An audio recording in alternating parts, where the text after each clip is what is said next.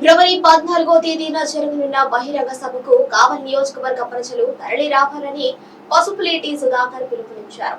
బహిరంగ సభలో తన రాజకీయ కార్యాచరణ విధి విధానాలు తెలుపుతానని చెప్పారు. అనంతరం మున్సిపల్ గ్రౌండ్ లోని ఏర్పాట్లను పరిశీలించారు.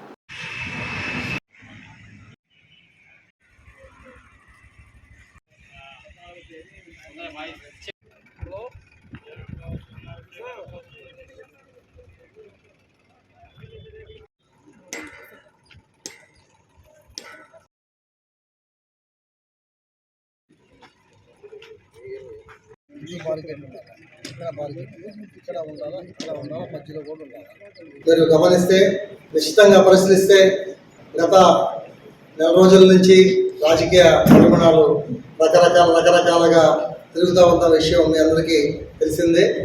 ఈ సందర్భంగా రేపు కావలిలో భారీ బహిరంగ సభ ఏర్పాటు చేయడం జరుగుతూ ఉంది.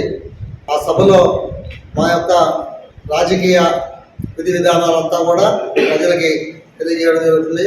కావున కావలి నియోజకవర్గ ప్రజలందరూ కూడా మన మున్సిపాలిటీ గ్రౌండ్, పోలీస్ గ్రౌండ్లో భారీ బహిరంగ సభ అంటే 14 సాయంత్రం 3:30 గంటలకి స్టార్ట్ అవుతుంది. కావున మన కావలి నియోజకవర్గ ప్రజలందరూ కూడా ఇచ్చేయాల్సిందిగా కోరుతున్నాను.